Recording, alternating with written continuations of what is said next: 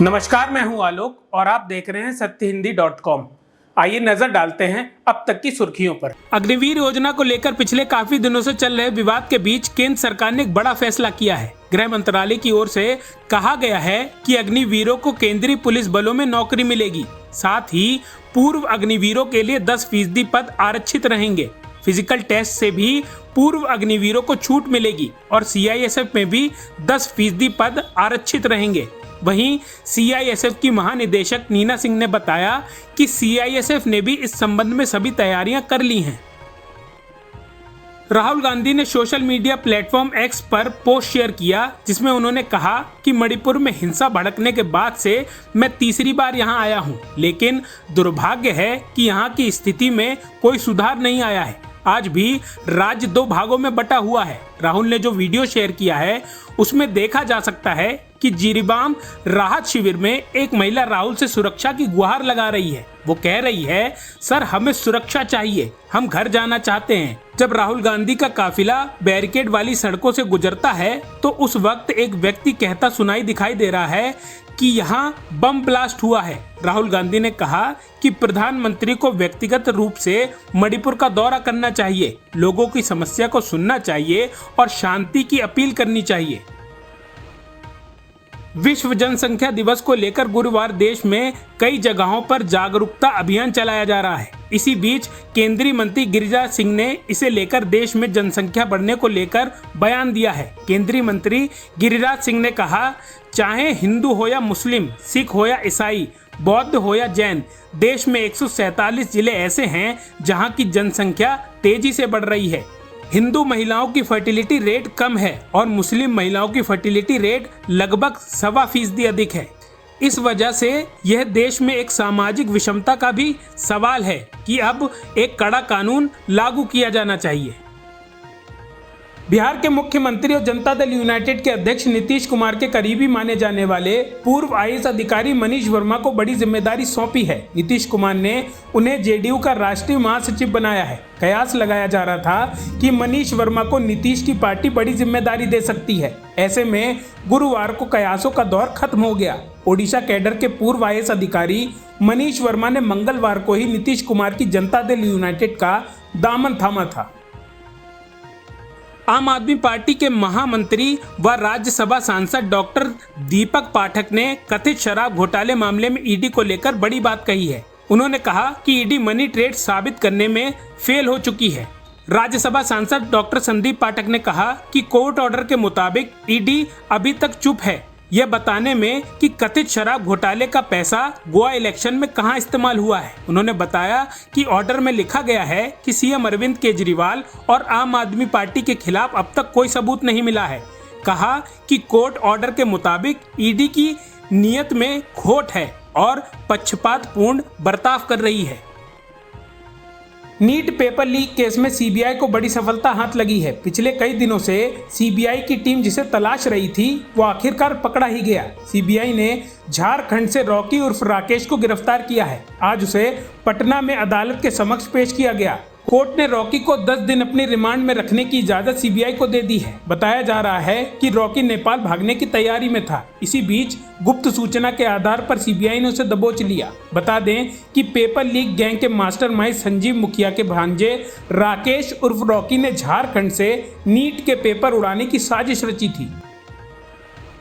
Supreme court ने कहा है कि नीट UG मामले की सुनवाई 18 जुलाई को होगी। हालांकि सुप्रीम अदालत ने पहले 12 जुलाई यानी शुक्रवार की तारीख तय की थी, लेकिन सॉलिसिटर जनरल ने शुक्रवार को उपलब्ध होने से असमर्थता जताई। तब चीफ जस्टिस ने 18 जुलाई की तारीख तय कर दी। केंद्र सरकार ने सुप्रीम कोर्ट में एक नया हलफनामा दायर किया गया है, जिसमें कहा कि ना तो सामूहिक नकल का कोई संकेत था और ना ही नीट UG 2024 में असामान्य स्कोर का कारण उम्मीदवारों को लाभ हुआ। सरकार की एजेंसी ने कहा कि नीट UG 2024 के परिणामों का डेटा विश्लेषण IIT मद्रास द्वारा किया गया था। नीट पेपर लीक केस में CGI द्वारा सुनवाई की नई तारीख देने और ऑर्डर लिखवाने के दौरान सॉलिसिटर जनरल तुषार मेहता ने सोमवार और मंगलवार को अपनी अनुपलब्धता बताकर कोर्ट से बुधवार को सुनवाई के लिए अनुरोध किया।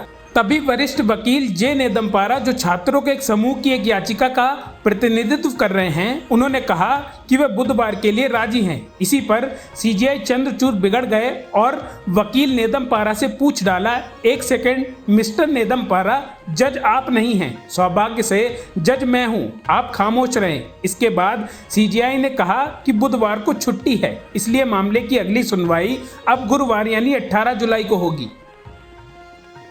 Worli hit and run case में मुख्य आरोपी मिहिर शाह को लेकर बड़ा खुलासा हुआ है। मुंबई पुलिस के अनुसार जांच के दौरान पाया गया कि गिरफ्तार आरोपी मिहिर शाह ने घटना से पहले शराब पी थी।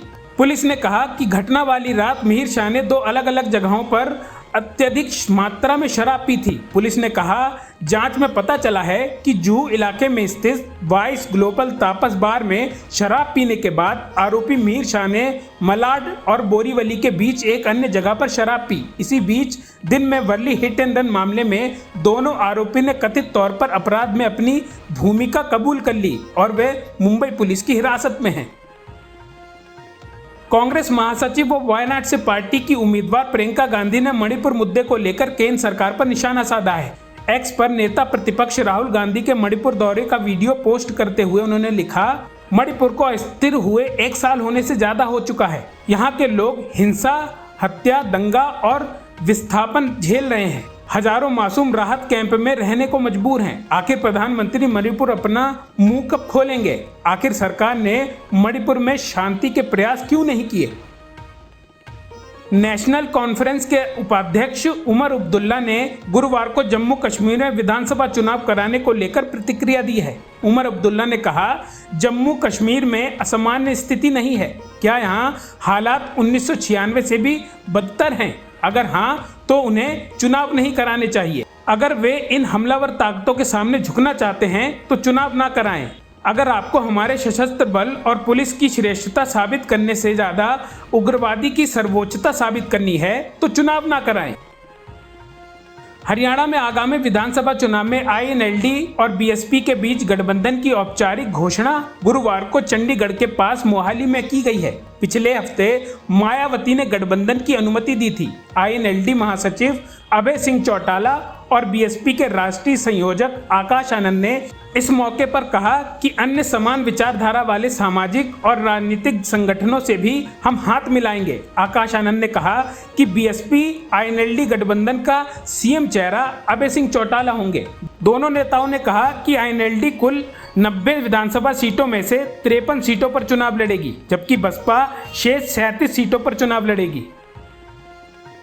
सुप्रीम कोर्ट के जज जस्टिस संजय कुमार ने गुरुवार को आबकारी नीति मामले में आप नेता मनीष सिसोदिया की याचिकाओं पर सुनवाई से खुद को अलग कर लिया। इन याचिकाओं में आबकारी नीति घोटाले मामले में उनकी जमानत याचिकाओं पर फिर से विचार करने की मांग की गई थी। आबकारी नीति मामले से जुड़े मामलों में सीबीआई और ईडी कार्रवाई कर रही है और इसलिए इन दोनों को लेकर 2 याचिकाएं दायर की गई हैं।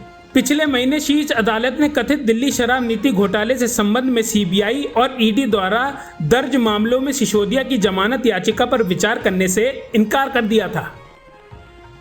जो बाइडेन को चुनाव से पहले और एक झटका लगा है। एक तो उनका समर्थन का आधार कम होता दिख रहा है और दूसरे उनके प्रमुख फंड जुटाने वाले ही बाइडेन को चुनाव से हटने की सलाह दे रहे हैं। डेमोक्रेटिक पार्टी के प्रमुख फंड रेजर में से एक और अभिनेता जॉर्ज क्लूनी ने राष्ट्रपति जो बाइडेन से उनसे फिर से राष्ट्रपति बनने से चुनाव अभियान को खत्म करने की अपील कर दी है।